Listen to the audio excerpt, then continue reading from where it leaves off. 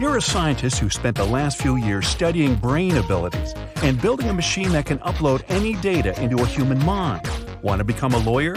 Upload all the law knowledge into your brain. Need to learn a new language? Just put on a special headset that connects to your mind and downloads all the necessary information through the computer.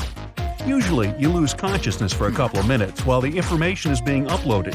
Then you might feel tired for several hours, since your brain needs some time to adapt to new data.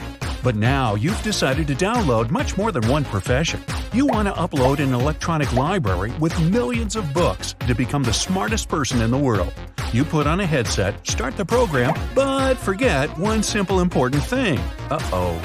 The brain must process any information before you start actually using it.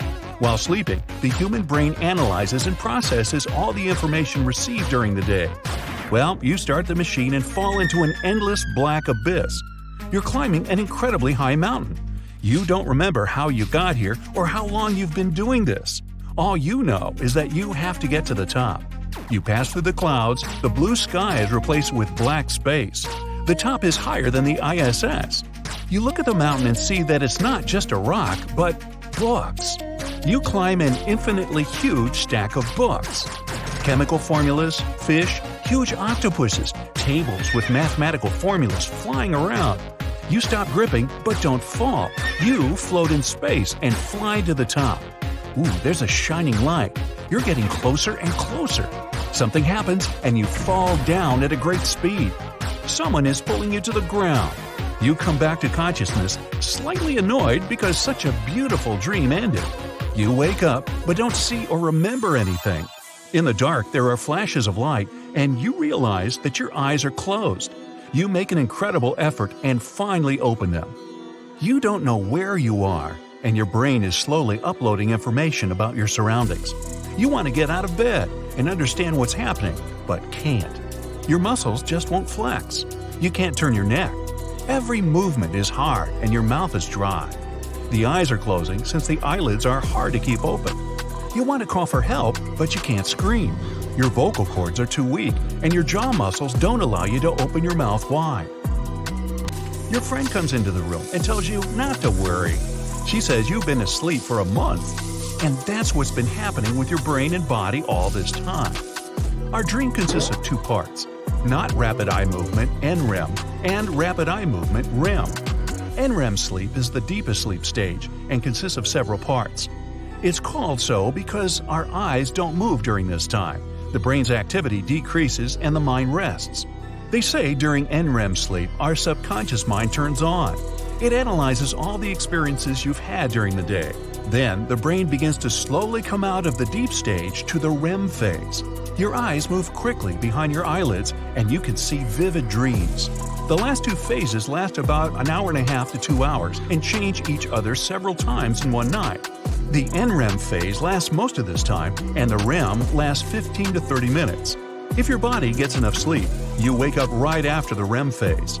If you need more rest, then you return to the deep phase after the REM phase.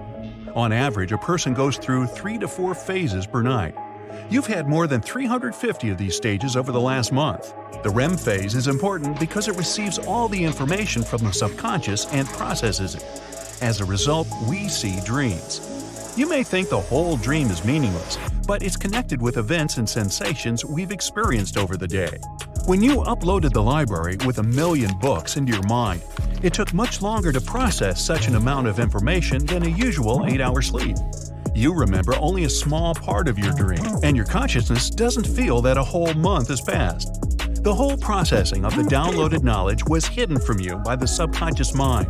But you saw a little part. You dreamed you were climbing a peak that symbolized knowledge. This was your last REM phase in this dream. That's why you remember it so well.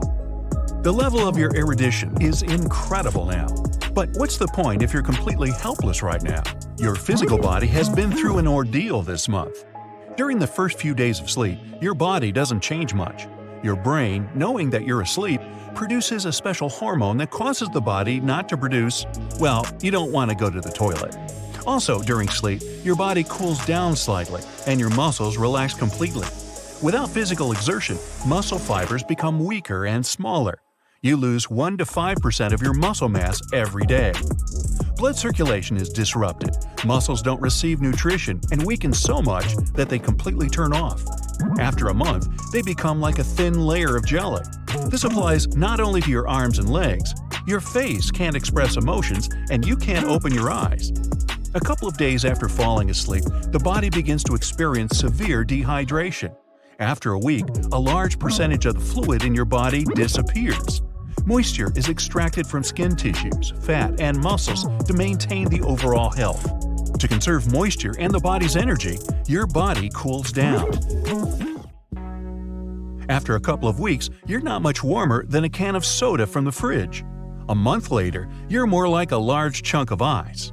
Every day, fewer and fewer vitamins and nutrients are distributed throughout your body. Imagine the bloodstream is a broad highway with thousands of cars, where each car is some element necessary for the organism's functioning. Every day, the number of cars decreases, their speed getting slower. After a month, the road is almost empty. The metabolism is stopped. All your organs except your heart and lungs almost stop working because there's no need to. The kidneys don't filter the incoming moisture.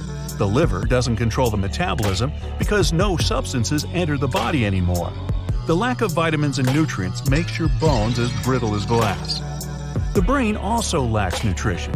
It continues to gain new knowledge, but its reaction speed and analytical abilities decrease. Almost all the remaining resources are directed to provide the brain with energy, but this is still not enough. After waking up, you may not understand for a long time where you are, who you are, and what's happening. The TV is turned on in front of you, and it will take you several seconds to realize it. Your heart rate is reduced several times. The heart isn't working at full strength. You breathe so slowly and so weakly that even a fly flying past your nose can hardly feel the breath. Your body now is like a laptop with a low battery level. The energy is only enough to show the image the computer needs charging. You would be both the smartest and most helpless person in the world. Fortunately, this didn't happen to you, because all this time you were helped by your friend. She fed you through a tube, gave you a complex of vitamins. Your body was covered with a blanket that creates electrical impulses, not too powerful to hurt you, but capable of making your muscles contract. You were in good shape while sleeping. Of course, this is not enough to wake up and feel as good as new. In the first few minutes, it's still difficult for you to move, but after an hour, you get out of bed. In the next few weeks, you restore your nutrition, exercise to tone your muscles, meditate, and do intellectual tasks to relieve your brain stress and restore your nervous system. New knowledge doesn't come immediately.